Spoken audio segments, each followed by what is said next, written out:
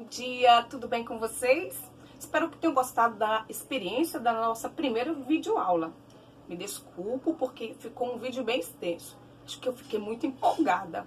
Agora os vídeos serão mais curtos, assim vocês não ficarão cansados de ficar ouvindo a minha voz. Combinado? O tema da nossa videoaula de hoje é hidrografia, que é o estudo de todas as águas do planeta. Mas como nosso objeto de estudo é o Brasil, nós vamos conhecer então como é a hidrografia brasileira. Vamos lá? Então vamos começar a unidade que estudaremos agora sobre a hidrografia. O que significa a palavra hidrografia? Se eu separar hidro, nós conhecemos que é a palavra água. Então, quando nós falamos em hidrografia, nós estamos falando sobre a água que existe no planeta nas suas diversas formas. No estado líquido, no estado sólido e no estado gasoso. E a água também, né, com as suas variações. A água doce, a água salgada, a água que existe na superfície, a água que existe, né, no subsolo. Nas suas diversas formas, a água é um elemento vital para a vida do planeta, tanto para nós, seres humanos, como para plantas e animais.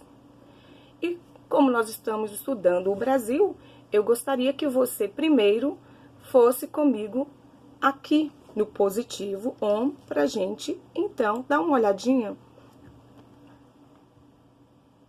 no mar territorial que o Brasil possui. Lá na página 29, você tem esse mapa aí mostrando a extensão do mar territorial brasileiro. Olha como o litoral brasileiro é extenso. Essa se constitui, então, né, a área litorânea, é onde estão as mais belas praias que atraem, né, turistas do mundo todo, por causa da beleza natural, do calor, porque o país é um país predominantemente, né, tropical, com apenas alguma faixa territorial aqui de clima subtropical, mas onde a maior parte das praias estão aqui no litoral. O mar territorial, então, compreende essa faixa que você está vendo delimitada, que é uma área, né, exclusiva do Brasil.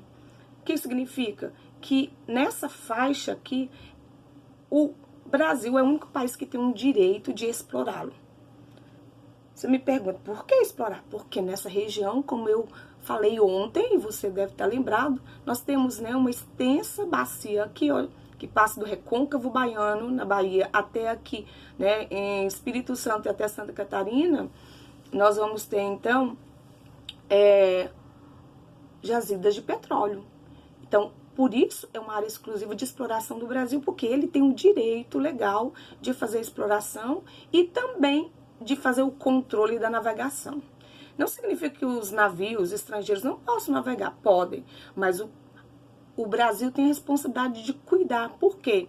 Porque essa também é uma área de fronteira, né, onde a Marinha Brasileira tem que fiscalizar para não permitir a entrada ilegal, né, de mercadorias e produtos ou até mesmo de outras situações, né, que possam trazer, por exemplo, doenças, né? Imagina um navio, como nós temos acompanhado, navios de turismo, né? Os transatlânticos carregados, né, de pessoas e que possam, por exemplo, no momento estar contaminada com a Covid-19. O governo tem que fiscalizar para não permitir a entrada dessas pessoas, tá? Então você vê que a extensão é longa. E a cor azul, como você vê aí, é o mar territorial nosso. E a cor, ó, bem na bordinha, são só 22 quilômetros, você percebe que é uma faixa bem estreita? Esses 22 quilômetros é o direito que nós temos.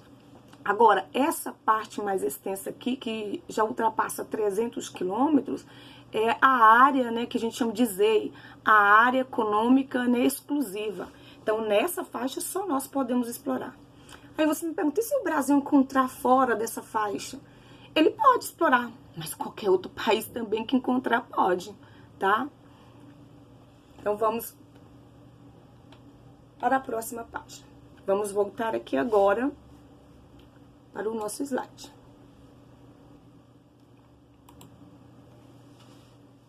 Além da água, então, que nós temos a água do mar, nós sabemos que o país é o país que tem a maior bacia hidrográfica do mundo, ou seja, nós temos uma riqueza de água impressionante. Quantidade de água, tanto na superfície quanto no subsolo brasileiro, ele é o maior do mundo. Porque nós temos a maior bacia hidrográfica do mundo, da qual o rio principal é o rio Amazonas. Tanto ele é o maior em extensão, tanto quanto em volume de água. Temos também uma reserva de água subterrânea, que a gente vai aprender, que se chama aquífero, que também guarda uma grande porção de água doce do planeta. Vamos então conhecer o nome dessas bacias e saber também que a maior parte desses rios, quando eles percorrem, eles desaguam na região que eu acabei de mostrar para vocês, do Oceano Atlântico.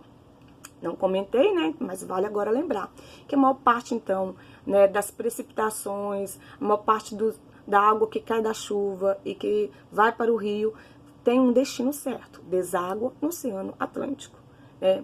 E quando falamos do relevo, falamos que as áreas elevadas geralmente é onde nascem esses rios, e eles vão naturalmente, pela queda natural, pela questão da gravidade, vão percorrer dos pontos mais elevados até o ponto mais baixo.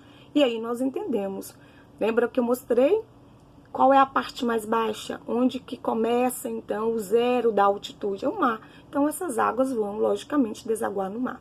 A água, então, vai determinar também o tipo de relevo, porque a água é o agente que mais transforma o relevo. Por onde a água vai passando, ela vai retirando os sedimentos, transportando materiais, esculpindo, né? E cada rio é um grande escoadouro de água, ou seja, por onde a água vai escoar até chegar ao destino final, que é o oceano. Nós chamamos de bacia hidrográfica, vocês estão lembrados, uma área onde você tem um grande rio e outros rios menores que vão desaguar sua água nesse grande rio e, por consequência, esse grande rio lança a água no oceano. Nós vamos ter 12 bacias hidrográficas no Brasil, mas nós vamos ter algumas que a gente chama de subbacia, porque elas são menores, né, abrangem áreas menores, principalmente no litoral. Então, veja, vamos recordar? Uma bacia hidrográfica, ela é formada por um rio principal, os rios afluentes e os rios subafluentes. O que é o rio principal? É o maior rio daquela região. Quais são os rios afluentes? Aqueles que desaguam nesse rio. Quais são os subafluentes? Vamos pegar um caso? São Francisco, né, que é o rio da qual nós fazemos parte, a bacia da qual nós fazemos parte. O São Francisco é o rio principal. Ele recebe água do rio Paracatu, que é um afluente, né? O Santa Catarina, que passa aqui próximo a nós, o Rio Escurinho, o Rio Claro, deságua no Paracatu. Então, esses rios que eu citei, o Santa Catarina, o Claro, o Rio Escuro, são subafluentes. O subafluente deságua no afluente e o afluente deságua no principal. Então, lembrando, são 12 regiões hidrográficas, né, de acordo com a ANA, que é a Agência Nacional das Águas. No mapa você consegue visualizar. Então, aqui as 12 bacias, né? Vamos começar, então, pela maior de todas as bacias, que é a bacia, né, do rio Amazonas, que é a bacia hidrográfica do Amazonas. Que você já aprendeu ontem, que essa é uma região de planície. Então, a forma como o rio Amazonas escoa é diferente dos outros que estão localizados em áreas de planalto. Também falei que o rio nasce aqui, ó, no Peru, do degelo da água dos Andes. Então, não é um rio 100% brasileiro, porque ele nasce no Peru, atravessa o Brasil, mas também ele vai também, né, passar aqui, né, os afluentes dele vão vir também de outros países. Então, não é um rio 100% brasileiro. Ele vai desaguar onde? No Oceano Atlântico, como você está vendo aqui. Mas ele vai receber água dos afluentes. Alguns afluentes que nós já ouvimos falar. O Negro, o Madeira, o Xingu, né, o Maranon e assim por diante. São inúmeros. E esses rios afluentes recebem água de outros rios menores, que são os subafluentes. A água é importantíssima para a região norte, como para qualquer parte do mundo, mas principalmente porque nós temos aqui a floresta, e a floresta amazônica também contribui para que o volume de chuva nessa região seja maior. Vocês estão lembrados do fenômeno chamado de evapotranspiração? A floresta aquece-se com os raios solares, ela vai produzir gotículas, essas gotículas evaporam e formam densas nuvens. É uma região que chove o ano todo. A chuva alimenta o sistema do rio, ou seja, o rio recebe água do degelo, recebe água da chuva, por isso que tem um volume gigantesco. Por quê? Porque chove o ano todo. Então, tem muita chuva, tem um grande volume de água. Como é um rio de planície, ele ficou durante muito tempo, né, sendo um rio que não se tinha construído usina hidrelétrica, por causa do impacto ambiental. Quando você constrói uma usina, como você está vendo aqui na imagem, uma área plana, consegue perceber? Então, quando você cria uma barreira aqui para represar a água ela vai naturalmente se espalhando. E aí ela invade várias áreas, reservas indígenas. Mas, já há uns 20 anos, começaram a construir, são 3 usinas construídas já, funcionando, e projeto de outras usinas, né, em construção. Aqui, em 2011, iniciaram-se a construção das usinas de Jirau e Santo Antônio, que já estão prontas, e há outros projetos também. Como rio também de planície, vale lembrar que é o principal meio de transporte das populações que vivem, que moram, né, ao longo dos rios, né? Quase não há rodovias nessa região da floresta, mas há hidrovias. O próprio curso do rio é usado como uma forma de transporte. As embarcações, canoas, barcos, né, elas transportam tudo, pessoas, produtos, mercadorias.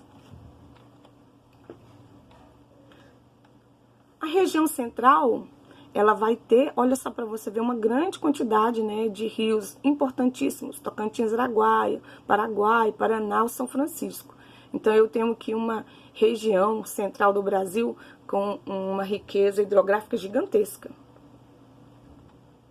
Então, vamos conhecer um pouquinho de uma outra importante bacia, que é a Bacia do Paraná. A Bacia do Paraná, como você viu anteriormente, olha só, né? Ela tá aqui, pega a parte central e desce para o sul. A região do Paraná o rio principal dá ao nome a bacia, Rio Paraná, né, formado pela junção do Rio Prata. Neste rio, nessa bacia hidrográfica, está a segunda maior usina, né, hidrelétrica do mundo. Até 2011, ela era, na verdade, a maior bacia hidrográfica. Ela era a maior usina hidrelétrica do mundo.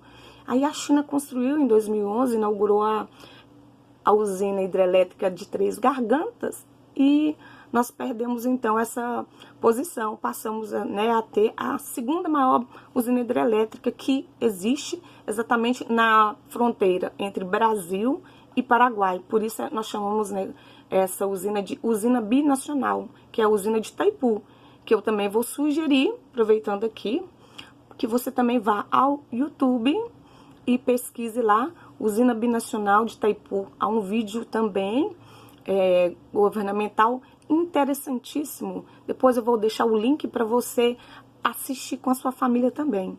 Lindíssimo o vídeo, várias curiosidades, e você vai ver a importância dessa usina, né, na geração de energia, e essa energia é distribuída em vários estados, e como, né, a existência de grandes rios é fundamental para essa fonte de energia que nós utilizamos muito aqui no Brasil, né, a energia hidroelétrica.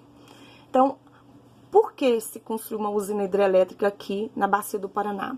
Pela existência, né, de cadeias montanhosas sobre as quais o Rio Paraná e o Rio Prata escoavam, provocando, então, por causa desse relevo, inúmeras cachoeiras, conhecidas como cataratas do Iguaçu, e foi por causa, né, dessa característica física do relevo, essa grande quantidade de água, que se aproveitou a característica natural para construir a usina hidrelétrica de Itaipu, né?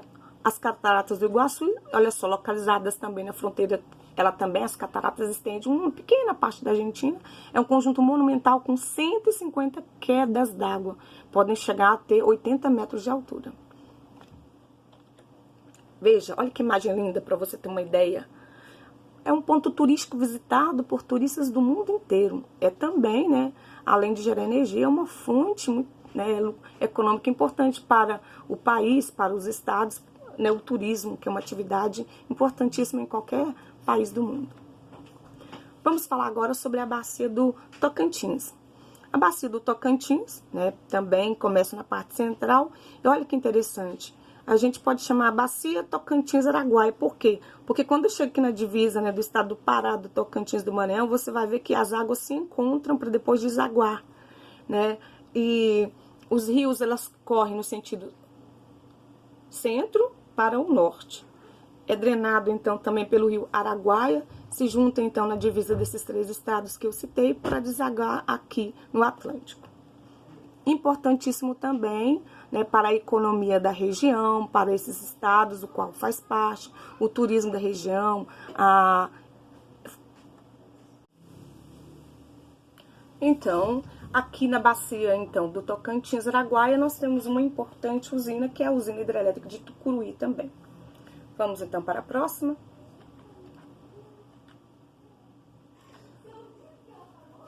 Vamos, então, para a bacia hidrográfica do Rio São Francisco, que é a bacia, né, da qual nós fazemos parte. O Rio São Francisco nasce na Serra da Canastra, no interior de no centro de Minas Gerais, né, na região ali próxima a Belo Horizonte, e ele faz o percurso no sentido centro, ele vai do sul aqui para o norte, e depois, quando chega aqui no nordeste, ele faz o caminho oeste para leste, também deságua no Oceano Atlântico.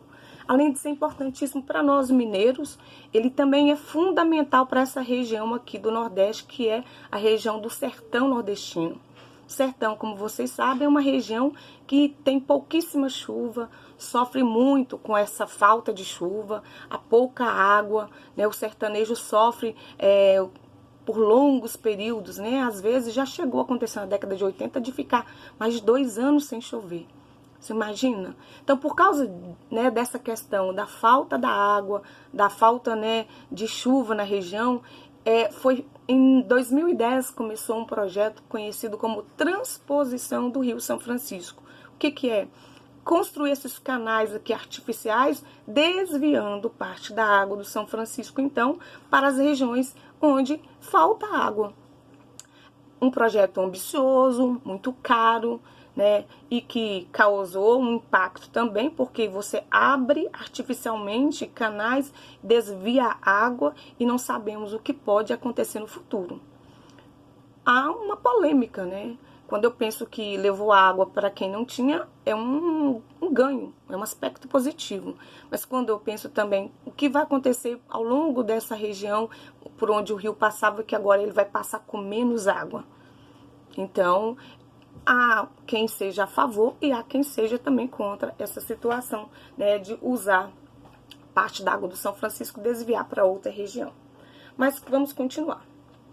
Falamos da bacia do Paraná, do Tocantins. Eu gostaria agora de ir com vocês lá no seu positivo, lá na página 30, para a gente falar sobre a água que eu tenho, água que está localizada no subsolo, ou seja, água subterrânea. O que é a água subterrânea? É a água que fica, né, guardada entre as rochas, formando o que nós chamamos de aquíferos. Então, você vê pela imagem que está na página 30 do seu positivo, né? Olha a extensão desses aquíferos. Aqui eu tenho apenas 2, os 2 maiores, mas eu tenho aquíferos menores espalhados pelo território. Até pouco tempo, né, nós só tínhamos conhecimento desse aquífero mais conhecido. Você lembra qual é o nome dele? Ah, muito bem, isso mesmo. É o aquífero Guarani, que você percebe que, ó, ele estende vários estados, ó, Goiás, Minas, São Paulo, o Paraná, Santa Catarina, Rio Grande do Sul, né, o Mato Grosso do Sul, mas também se estende para países vizinhos, ó, a Argentina, o Paraguai e o Uruguai. Então, um aquífero que guarda, né, água doce em um grande volume. Há muitas cidades, alguns municípios que estão sob esse aquífero que usam essa água. Né? As pessoas tomam água mineral gratuitamente, usam água mineral para tudo, para o banho, levar um carro, para tudo. Mas a recente descoberta foi desse aquífero gigantesco. É bem lógico, né? Se a gente falou que essa é uma região que chove bastante, onde está a floresta que ajuda a aumentar o volume de chuva, a água que cai da chuva, ela também é filtrada em parte no subsolo e é guardada, né? Formando o aquífero alter do chão. O aquífero alter do chão, então, tem um volume maior do que o aquífero Guarani de água doce. Há também alguns municípios dessa região que consomem a água desse aquífero, né? E que utilizam para tudo que eles precisam. Então, veja só, eu não falei de todos os, né, de todas as bacias hidrográficas, mas veja, eu quero que você vá até a página 31, quando você estiver estudando, dê uma focada aí na página 31, que você tem o nome de todas elas, como eu também mostrei aqui anteriormente, né? Olha só, vamos lá, voltar no slide.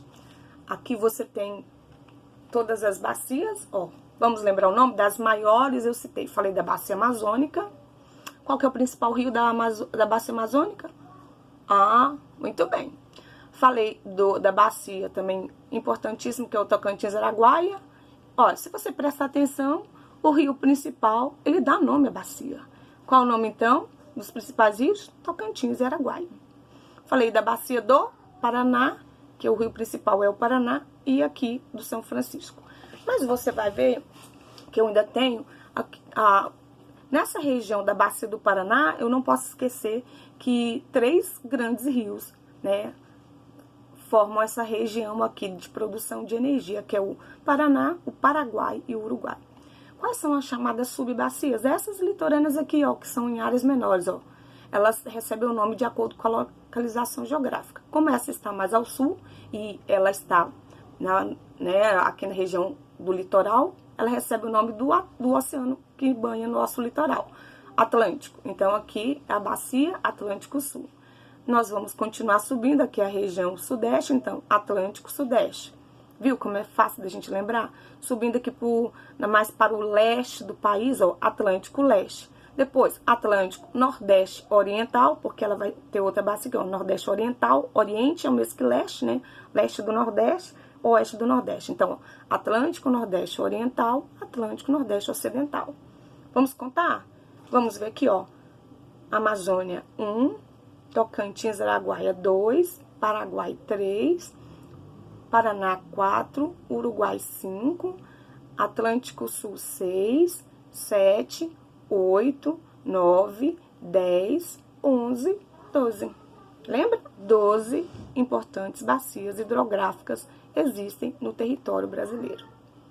Agora, então, qual que é a proposta que eu tenho para vocês?